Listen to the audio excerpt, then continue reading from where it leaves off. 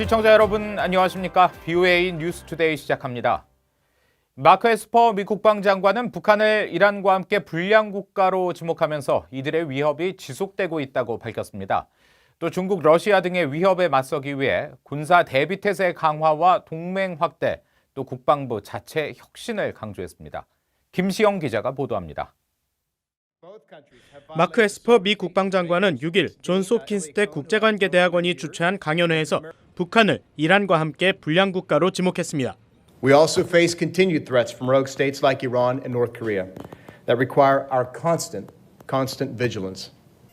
에스퍼 장관은 그러면서 미국의 국방 전략에는 이 같은 도전을 극복하기 위한 세 가지 노력이 있다면서 미국의 군사 대비 태세와 동맹 구축, 국방 개혁을 꼽았습니다. First, we are strengthening military readiness and investing in the modernization of a more lethal force. Second, we are building alliances and attracting new partners around the globe. And third, we are reforming the department for greater performance and accountability. 에스퍼 장관은 이어 미국이 이란과 북한 문제 등 단기적 문제에 대응해야 한다면서도 미국이 이라크와 아프가니스탄에 개입해 있던 18년 동안 중국은 군사력을 비약적으로 발전시켰다면서 장기적 위협에 대한 경계 역시 늦추지 말아야 한다고 강조했습니다. I know Iran is right here in front of us and North Korea over here is right in front of us and we have to deal with terrorists and all that. If we keep focusing on the near term, we will miss the long term and we will fall irreversibly behind. 중국을 비롯한 적국들의 군사력 전문화, 새로운 현대화 전력 구축 등도 주시해야 한다고 강조했습니다. 에스퍼 장관은 그러면서 미국의 국방 전략은 강대국들이 경쟁하는 새로운 시대에 경쟁 우위를 유지하는 계획을 보여준다고 말했습니다. BOA 뉴스 김시영입니다. 체코 정부가 북한 김정은 국무위원장의 숙부인 김평일 전 체코 주재 북한 대사에게 비핵화와 인권 개선을 촉구했다고 밝혔습니다.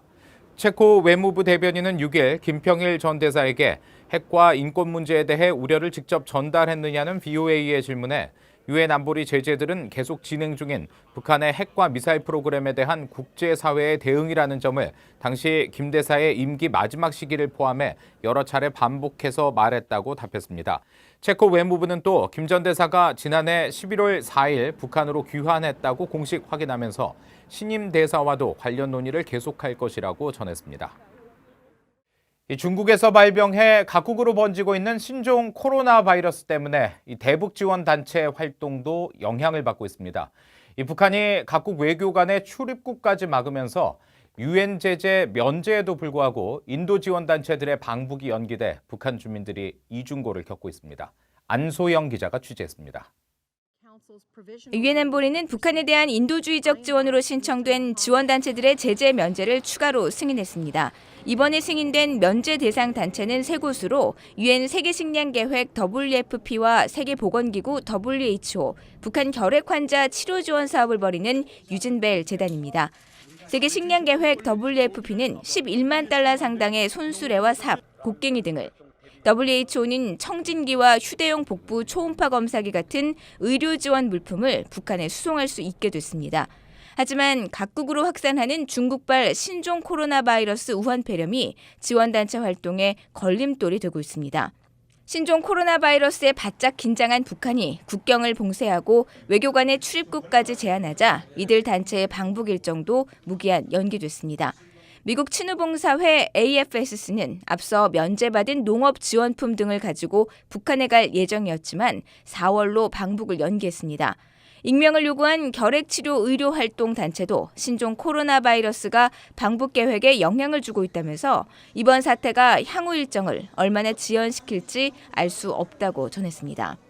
앞서 지난달 30일 세계보건기구 WHO 평양대표부는 BOA에 북한의 신종 코로나 바이러스 사례는 보고되지 않았다면서 1일 단위로 상황을 점검해 보고할 계획이라고 밝혔습니다.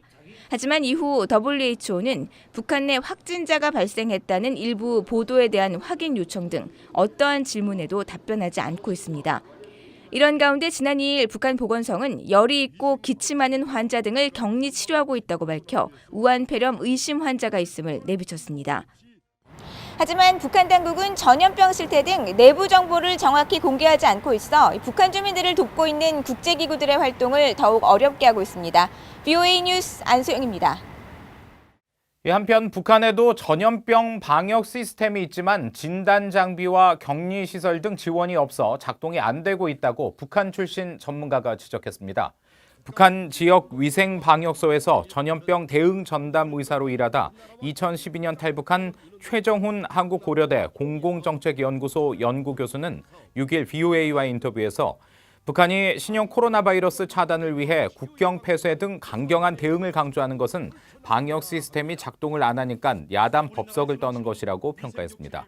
최 교수는 이어 국민 건강과 안전을 중심에 두는 미국이나 한국과 달리 북한은 전염병이 발생하면 평양으로 향하는 모든 철도와 육로를 봉쇄하는 등 평양 중심의 대응을 하면서 주민들에 대한 격리가 제대로 이루어지지 않고 있다고 지적했습니다. 또 과거 겨울철 전염병 발병 사례를 보면 제어되지 않고 상당히 긴 기간 동안 확산되다가 봄에 따뜻해지면서 자연적으로 수그러드는 양상을 보여왔다고 설명했습니다. 이 북한이 암호화폐에 대해 지속적인 관심을 보이고 있습니다. 해킹 시도가 이어지고 있고 관련 국제회의도 개최하고 있는데요. 이 전문가들은 특히 북한이 정권의 자금 마련을 위해 현금화할 수 있는 암호화폐 거래소를 노리고 있다고 지적했습니다. 조상진 기자가 취재했습니다. 미국의 암호화폐 전문 분석업체 채널리시스는 최근 보고서를 통해 북한 해킹 조직 라자루스가 지난해 싱가포르의 암호화폐 거래소 드래곤X를 해킹해 약 700만 달러를 탈취했다고 밝혔습니다. 북한은 지난해 10월과 12월 또 지난 1월에도 잇따라 가짜 암호화폐 거래 회사를 만들거나 위장 사이트를 개설해 암호화폐 거래소를 공격하거나 거래 정보를 빼돌리려 한 정황이 포착된 바 있습니다. 북한의 관심은 암호화폐를 현금으로 거래하는 암호화폐 거래소를 해킹하는 데 있다는 게 전문가들의 지적입니다.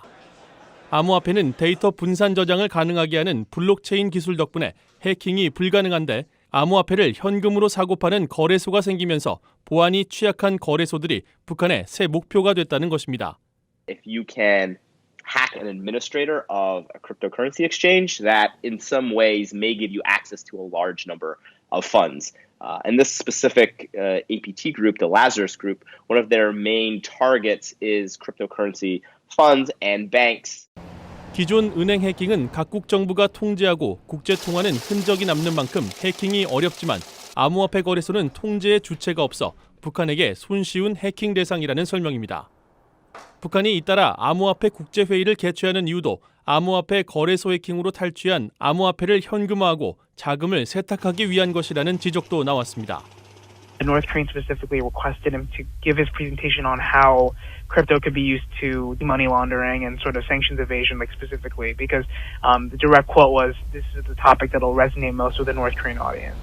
유엔 안보리 대북제재위원회 전문가 패널은 북한이 그동안 국제금융기관과 암호화폐 해킹 등으로 20억 달러를 탈취했다고 지적했습니다. 전문가들은 북한이 해킹 추적이 어렵고 보안이 취약한 암호화폐 거래소를 노려 정권 자금을 마련하고 있다면서 암호화폐 거래소에 대한 각국 정부의 해킹 방지 대책이 서둘러 마련돼야 한다고 강조했습니다. VOA 뉴스 조상진입니다. 미국 국무부는 북한발 사이버 위협에 대해 경고하며 적극적인 대응 방침을 밝혔습니다. 국무부 대변인실 관계자는 6일 VOA에 북한이 각종 사이버 범죄의 배후로 지목되고 있는 것과 관련해 우리는 북한의 악의적 사이버 활동에 대해 깊이 우려하고 있으며 어떤 나라도 북한의 이런 사이버 위협에서 예외가 아니라고 말했습니다. 그러면서 북한의 사이버 활동이 가하는 위협에 대한 경각심을 높이기 위해 고위급에서 이 문제에 관여하고 있다고 설명했습니다. 주한미군에서 일하는 한국인들이 미한 방위비 분담금 협상 지연에 따른 주한미군의 무급휴직 통보 조치 철회를 요구하며 조속한 협상 타결을 촉구했습니다. 주한미군 한국인 노동조합은 6일 한국 국회에서 기자회견을 열고 한국인 직원 9,000명이 일하지 않으면 주한미군의 기능은 마비 상태에 놓이고 대한민국 국가 안보에 공백을 의미한다며 우리는 월급을 받지 못해도 해오던 일을 중단하지 않을 것이라고 말했습니다. 또 명분 없는 경제적 논리로 동맹을 훼손시켜서는 안 된다며 한미동맹의 상징인 주한미군 한국인 노동자들의 무급휴직이라는 초유의 사태까지 발생해서는 안 된다고 강조했습니다. 이어 한국인 근로자를 볼모로 삼는 협상은 더 이상 용납돼서는 안 된다면서 양측이 대한민국 국민들이 납득할 수 있는 합리적인 수준에서 양국 모두에게 이익이 되는 결과로 협상을 조속히 타결하기를 강력하게 요구한다고 밝혔습니다. 이상으로 VOA 뉴스투데이 마칩니다. 함께해 주신 여러분 고맙습니다.